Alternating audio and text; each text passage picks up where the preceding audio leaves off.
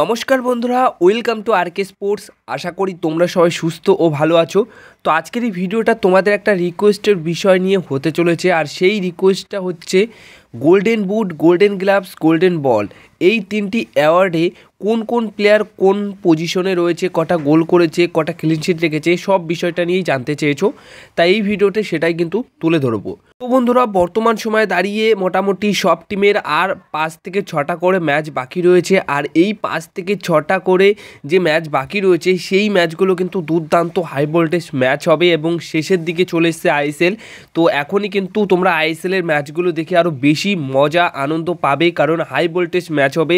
গতকালের একটি ম্যাচ যেরকম হয়েছে, কেরালার ঘরের মাঠে কেরালাকে 1-0 গোলে ব্যাঙ্গালোর এফসি দল হারিয়ে দিয়েছে। তার আগের ম্যাচটা পাঞ্জাব এফসি দল নিজেদের ঘরের মাঠে 2-1 গোলে এগিয়েছিল মুম্বাই সিটি এফসি দলের এগেনস্টে। সেখানে সেই ম্যাচটাও কিন্তু মুম্বাই সিটি এফসি দল পরবর্তী সময়ে বেশি গোল করে 3-2 গোলে জিতে যায়।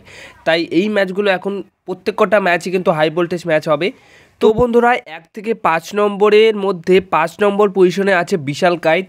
এই বিশাল কায়েত মোহনবাগান দলের হয়ে এখনও অবধি 6টা ক্লিনশিট রাখতে পেরেছে।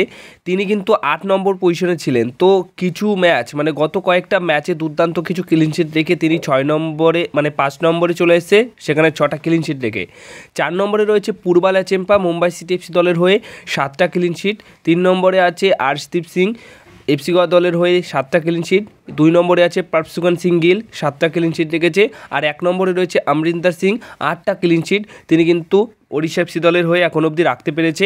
বিশাল কায়েত যেভাবে সামনের দিকে এগোচ্ছে, তাতে করে মোহনবাগান দলের ডিফেন্সও যা ভালো খেলছে, আমার মনে হয় খুব তাড়াতাড়ি 1-2 নম্বর পজিশনে চলে আসবে বিশাল কায়েত। এবার বলে দিই গোল্ডেন বল। গোল্ডেন বলের রেসে এই মুহূর্তে 1 থেকে 5 নম্বর পজিশনে কোন 5জন ফুটবলার রয়েছে। তো দেখো, 1 থেকে 5 নম্বর পজিশনের মধ্যে 5 নম্বরে রয়েছে 2জন প্লেয়ার।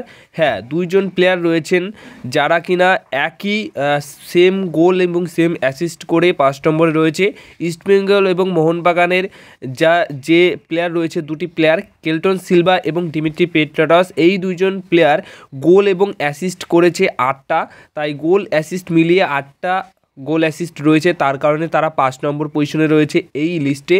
4 নম্বরের পজিশনে রয়েছেন অবশ্যই মোহনবাগান দলের জ্যাসন কামিংস। তিনি কিন্তু গোল অ্যাসিস্ট মিলিয়ে 9টা গোল অ্যাসিস্ট করেছে, যার কারণে তিনি রয়েছেন 4 নম্বর পজিশনে। 3 নম্বরে আছে মাধি তালাল, দুর্দান্ত একটা প্লেয়ার, পাঞ্জাব এফসি দলের হয়ে 10টা গোল অ্যাসিস্ট করেছেন। তো সব মিলিয়ে তিনি 3 নম্বরে রয়েছে। 2 নম্বরে রয়েছে রয় কৃষ্ণা, যিনি কিনা 12টা গোল এবং অ্যাসিস্ট করেছেন, মানে সব মিলিয়ে 12টা হয়েছে তার। তো সেই ক্ষেত্রে 2 নম্বর পজিশনে আছেন তিনি। 1 নম্বর পজিশনে রয়েছেন ডিমিট্রিয়স ডিমান্টাকস, তিনি কিন্তু 13টা গোল অ্যাসিস্ট করেছেন। সব মিলিয়ে তিনি 1 নম্বর পজিশনে রয়েছেন এই অ্যাওয়ার্ডের লিস্টে। তো বন্ধুরা, এবার সবশেষে যে বিষয়টা শেয়ার করব, গোল্ডেন বুটের রেসে এই মুহূর্তে কোন 5 ফুটবলার 1 থেকে 5 নম্বর পজিশনে রয়েছে। তো 1 থেকে 5 নম্বর পজিশনে 5 নম্বর পজিশনে রয়েছে কেল্টন সিলভা, 7টা গোল করে তিনি রয়েছেন 5 নম্বর পজিশনে। 3 এবং 4 নম্বরে রয়েছেন জ্যাসন কামিংস, যারা কিন্তু মানে মোহনবাগান দলের হয়ে সেম গোল করেছে, 7টা গোল করেছে। তাই 3 থেকে 4 নম্বরে এই 2 প্লেয়ার রয়েছে। 2 নম্বরে রয়েছেন ডিমিট্রিয়স ডিমান্টাকাস, তিনি করেছেন 10টা গোল, তাই 2 নম্বরে রয়েছেন। এবং রয় কৃষ্ণা অবশ্যই 11টা গোল করছেন, তাই তিনি 1 নম্বর পজিশনে রয়েছে। তো ডিমিট্রি পেট্রাডস, জ্যাসন কামিংস যেভাবে লাস্ট কয়েকটা ম্যাচে পারফরমেন্স করার পর গোল করছে, অ্যাসিস্ট করছে, সব মিলিয়ে ভালো জায়গায় কিন্তু এখন গোল্ডেন বুটে রেসে চলে এসেছেন।